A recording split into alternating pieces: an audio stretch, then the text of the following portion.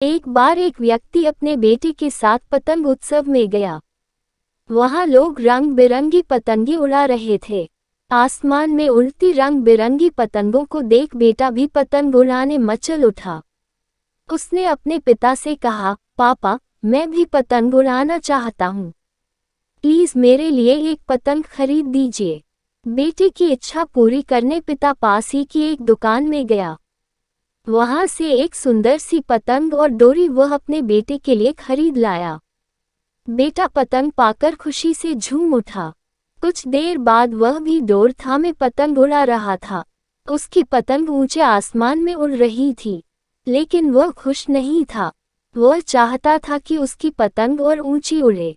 वह पिता से बोला, पापा, ऐसा लग रहा है कि डोर की वजह से पतंग ऊंची नहीं उड़ पा रही है। क्यों न इसकी डोर काट दी जाए। इससे पतंग आजाद होकर और भी ऊंची उड़ने लगेगी। प्लीज आप इसकी डोर काट दो। बेटे की बात मानकर पिता ने पतंग की डोर काट दी। डोर काटते ही पतंग ऊपर जाने लगी।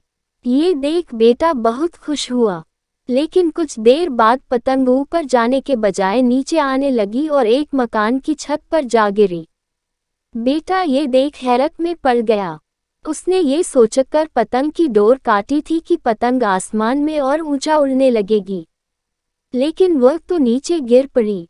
उसने पिता से पूछा, पापा, ये क्या हुआ? पतंग आसमान में और ऊंची जाने के बजाय नीचे क्यों गिर पड़ी? पिता बोला, बेटा, तुम्हें लग रहा था कि डोर पतंग को ऊंचा उड़ने से रोक रही है, जबकि वास्तव में ऐसा नहीं था। डोर तो पतंग का सहारा थी।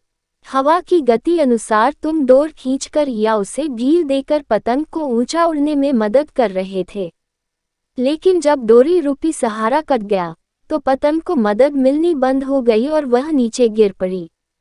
ऐसा जीवन में भी होता है।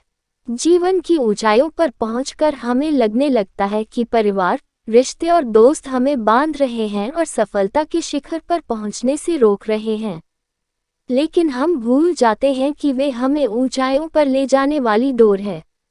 उनके नैतिक बल के बिना सफलता की उड़ान मुश्किल है। बेटे को अपनी गलती समझ आ गई।